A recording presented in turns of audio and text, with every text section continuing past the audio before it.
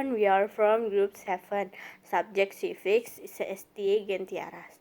Today we will presentation about how the historical dynamics of constitutional, socio-political, cultural, and contemporary context of just enforcement of law.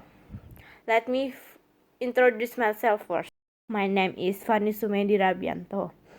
Today, I will presentation with Liz Setiawati, Cindy Teresia Sihite, and Ludovicus Henry Menani. The material is 1. Exploring the concept and urgency of fair law enforcement. 2. Asking the reasons why fair law enforcement is needed. 3. Exploring historical, sociological, political sources about fair law enforcement in Indonesia. 4. Building argument about the dynamics and challenge of Indonesia fair law enforcement. 5. Describe the essence and urgency of Indonesia fair law enforcement. Pada poin 1, di sini saya akan menjelaskan menelusuri konsep dan urgensi penegakan hukum yang berkeadilan. Ada beberapa menurut para ahli. Yang pertama, Thomas Hobbes 1588 sampai 1679 Masehi, Homo homini lupus, artinya manusia adalah serigala bagi manusia lainnya. Manusia memiliki keinginan dan nafsu yang berbeda-beda antara manusia yang satu dan yang lainnya. Menurut Cicero 106 sampai 43 Masehi, ubi societas ibius, artinya di mana ada masyarakat, di sana ada hukum. Dengan kata lain, sampai saat ini hukum masih diperlukan, bahkan kedudukannya semakin sangat penting. Menurut Ganerbung dan TKB Sabarudin 1975, kehidupan manusia tidak cukup hidup dengan aman, teratur, dan tertib. Manusia perlu sejahtera. Selanjutnya, terdapat teori tentang tujuan negara dari Ganerbung. Tujuan negara Republik Indonesia dapat kita temukan pada pembukaan Undang-Undang Dasar 1945, yakni pada alinea keempat. Berbunyi, untuk membentuk suatu pemerintah negara Indonesia yang melindungi segenap bangsa Indonesia dan seluruh tumpah darah Indonesia, dan untuk memajukan kesejahteraan umum, mencerdaskan kehidupan bangsa, dan ikut melaksanakan ketertiban dunia yang berdasarkan kemerdekaan, perdamaian abadi, dan keadilan sosial. Baik, slide selanjutnya, Undang-Undang Nomor 48 Tahun 2009 tentang Kekuasaan Kehakiman. Undang-Undang Dasar Negara Republik Indonesia 1945 Pasal 24. Yang pertama, kekuasaan kehakiman merupakan kekuasaan yang merdeka untuk menyelenggarakan peradilan guna menegakkan hukum dan keadilan. Yang kedua, kekuasaan kehakiman menurut Undang-Undang Dasar Negara Republik Indonesia tahun 1945 merupakan kekuasaan yang merdeka yang dilakukan oleh sebuah Mahkamah Agung atau MA dan badan peradilan yang berada di bawah dalam lingkungan peradilan umum, lingkungan peradilan agama, lingkungan peradilan militer, lingkungan peradilan tata usaha negara, dan oleh sebuah Mahkamah Konstitusi atau MK. Yang ketiga, badan-badan lainnya yang berfungsi berkaitan dengan kekuasaan kehakiman yang diatur dalam undang-undang. Baik, slide selanjutnya, Undang-Undang Nomor 48 Tahun 2009, Pasal 1, Ayat 2, Ayat 3, Ayat 4, Ayat 2 Mahkamah Agung atau yang kita sebut MA adalah pelaku kekuasaan kehakiman sebagaimana yang dimaksud dalam Undang-Undang Dasar Negara Republik Indonesia tahun 1945. Ayat 3, Mahkamah Konstitusi atau yang kita sebut MK adalah pelaku kekuasaan kehakiman sebagaimana dimaksud dalam Undang-Undang Dasar Negara Republik Indonesia tahun 1945. Ayat 4, Komisi Yudisial atau yang sering kita sebut KY adalah lembaga negara sebagaimana dimaksud dalam Undang-Undang Dasar Negara Republik Indonesia tahun 1945. Baik, slide selanjutnya. Dalam teori tujuan negara pada umumnya, terdapat 4 fungsi negara yang dianut oleh negara-negara di dunia. Yang pertama, melaksanakan penertiban dan keamanan. Yang kedua, mengusahakan kesejahteraan dan kemakmuran rakyatnya. Yang ketiga, pertahanan. Dan yang keempat, menegakkan keadilan. Oke, baik teman-teman semuanya, kita akan masuk ke slide selanjutnya, peraturan perundang-undangan. Terdapat 2 bidang. Yang pertama dalam bidang hukum pidana atau pengadilan. Terdapat 2 poin. Poin yang pertama, Kitab Undang-Undang Hukum Pidana atau yang kita sebut KUHP. Poin yang kedua, Kitab Undang-Undang Hukum Acara Pidana atau yang kita sebut KUHAP. Dalam bidang peradilan, terdapat 4 poin. Poin yang pertama, peradilan umum. Poin yang kedua, peradilan militer. Poin yang ketiga, peradilan agama. Poin yang keempat, peradilan tata usaha negara atau yang kita sebut PTUN. Baik teman-teman semuanya, kita akan masuk ke materi selanjutnya, yaitu materi kedua. Menanyakan alasan mengapa diperlukan penegakan hukum yang berkeadilan. Oke, slide selanjutnya, masalah-masalah penegakan hukum. Terdapat 5 masalah nih. Pertama, perilaku warga negara, khususnya oknum aparatur negara, banyak yang belum baik dan terpuji. Yang kedua, masih ada potensi konflik dan kekerasan sosial. Yang ketiga, maraknya kasus ketidakadilan sosial dan hukum yang belum diselesaikan dan ditangani secara tuntas. Yang keempat, penegakan hukum yang lemah. Yang kelima, pelanggaran oleh wajib pajak atas penegakan hukum dalam bidang perpajakan.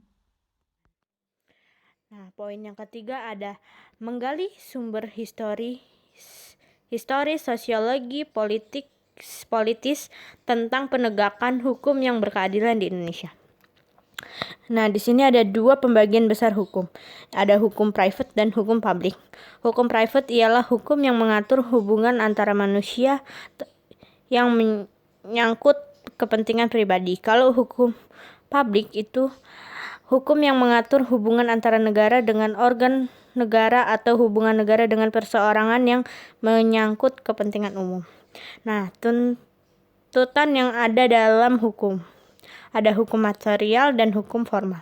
Hukum material adalah hukum yang memuat peraturan-peraturan yang mengatur kepentingan-kepentingan dan hubungan-hubungan yang berupa perintah-perintah dan larangan-larangan. Hukum formal adalah peraturan hukum yang mengatur tentang cara bagaimana mempertahankan dan menjalankan peraturan hukum material. Nah, slide selanjutnya ada Gustav Friedrich Buch Sudikmo Mertokusumo 1986 sampai 130 menyatakan ada 3 unsur untuk menegakkan hukum. Yang pertama ada Gerichtsbarkeit atau keadilan. Yang kedua ada Jakmosikiet atau kemanfaatan. Yang ketiga ada Sierit atau kepastian. Nah, yang pertama, keadilan merupakan unsur yang harus diperhatikan dalam menegakkan hukum. Artinya bahwa dalam pelaksanaan hukum, para aparat menegakkan hukum harus bersikap adil. Yang kedua ada kemanfaatan. Para aparatur penegakan hukum dalam menjalankan tugasnya harus mempertimbangkan agar proses penegakan hukum dan pengambilan keputusan memiliki manfaat bagi masyarakat. Yang ketiga ada kepastian. Perlindungan hukum terhadap tindakan sewenang-wenang. Adanya kepastian hukum memungkinkan seseorang akan dapat memperoleh sesuatu yang diharapkan. Nah, yang pertama itu ada lembaga penegakan hukum. Lembaga penegakan hukum itu ada kepolisian, kejaksaan, dan kehakiman. Kepolisian ialah alat negara penegakan hukum yang terutama bertugas memelihara keamanan dan ketertiban di dalam negeri. Menurut pasal 4 UU Undang-Undang Nomor 8 1981 tentang UU Hukum Acara Pidana atau KUHAP. Penyidikan mempunyai wewenang menerima laporan atau pengaduan dari seseorang tentang adanya tindakan pidana, mencari keterangan dan barang bukti, menyuruh berhenti seseorang yang dicurigai.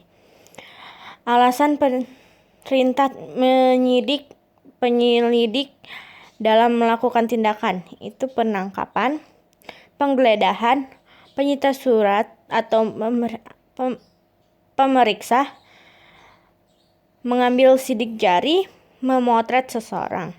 Menurut pasal 6 Undang-Undang Nomor 8 1981 yang bertindak sebagai penyidik yaitu pejabat polisi NRI, pejabat PNS tertentu yang diberi wewenang khusus oleh undang-undang.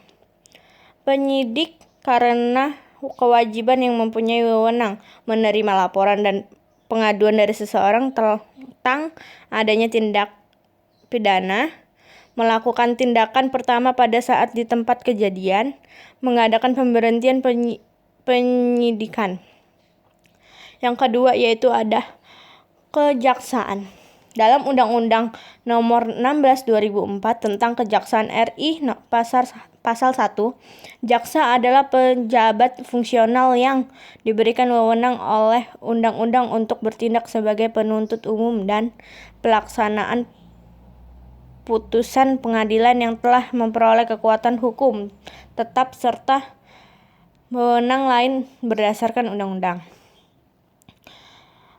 Berdasarkan pasal 4 Undang-Undang Nomor 16 Tahun 2004 tentang Kejaksaan RI, pelaksanaan kekuasaan negara di bidang penuntutan tersebut diselenggarakan oleh Kejaksaan Agung, Kejaksaan Tinggi, Kejaksaan Negeri. Tugas dan wewenang kejaksaan yaitu melakukan penuntutan, melakukan penetapan hakim dan putusan pengadilan yang telah memperoleh kekuatan hukum tetap. Yang ketiga, melakukan pengawasan, melakukan penyidikan, melengkapi berkas perkara tertentu. Yang ketiga ada kehakiman. Kehakiman merupakan suatu lembaga yang diberikan kekuasaan untuk mengadili. Hakim adalah pejabat peradilan negara yang diberikan wewenang oleh undang-undang untuk mengadili. Menurut pasal 1 Undang-Undang Nomor 8 1981 tentang Undang-Undang Hukum Pidana atau KUHAP, mengadili adalah serangkaian dalam hal dan menurut cara yang diatur dalam undang-undang tersebut. Dalam militer, Wewenang peradilan militer menurut Undang-Undang Darurat Nomor 16 Tahun 1950 yang telah diperbaharui menjadi Undang-Undang Nomor 31 Tahun 1997 adalah memeriksa dan memutuskan perkara pidana terhadap kejahatan atau pelanggaran yang dilakukan oleh 1. Seseorang yang pada waktu itu adalah anggota Angkatan Perang Republik Indonesia. 2. Orang yang oleh Presiden dengan peraturan pemerintah ditetapkan sama dengan Angkatan Perang Republik Indonesia. Yang ketiga, orang yang tidak termasuk golongan tersebut, tetapi atas keterangan Menteri Kehakiman harus diadili oleh peradilan dalam lingkungan pengadilan militer. Yang kedua ada lembaga peradilan. Yang A, peradilan agama. Peradilan agama terbaru diatur dalam Undang-Undang Nomor 50 Tahun 2009 sebagai perubahan kedua atas Undang-Undang Nomor 7 Tahun 1989 dengan tugas dan wewenang adalah yang pertama perkawinan, kedua kewarisan, ketiga wasiat, keempat hibah yang dilakukan berdasarkan hukum Islam, yang kelima adalah wakaf dan sodako. Yang C, peradilan tata usaha negara. Undang-Undang Nomor 9 Tahun 2004 Pasal 1 Ayat 1 Tata Usaha Negara adalah administrasi negara yang melaksanakan fungsi untuk menyelenggarakan urusan pemerintahan baik di pusat maupun di daerah. Dan yang terakhir ada peradilan umum. Peradilan umum sendiri adalah satu pelaksana kekuasaan kehakiman bagi rakyat pencari keadilan pada umumnya. Beberapa tingkat atau badan pengadilan umum adalah yang pertama ada pengadilan negeri, pengadilan tinggi, pengadilan tingkat kasasi, dan yang terakhir adalah penasehat hukum. Baik, saya akan melanjutkan materinya. Membangun argumen tentang dinamika dan tantangan penegakan hukum yang berkeadilan Indonesia. Di era globalisasi yang penuh dengan iklim materialisme, banyak tantangan yang dihadapi oleh aparat penegak hukum. Mereka harus memiliki sikap baja, akhlak mulia, dan karakter yang kuat dalam menjalankan tugas. Berikutnya, mendeskripsikan esensi dan urgensi penegakan hukum yang berkeadilan Indonesia. Penegakan hukum bertujuan untuk mewujudkan peraturan hukum demi terciptanya ketertiban dan keadilan masyarakat. Untuk meningkatkan ketertiban dan kepastian hukum dalam masyarakat sehingga masyarakat merasa memperoleh perlindungan hak-hak dan kewajibannya. Oke, thank you.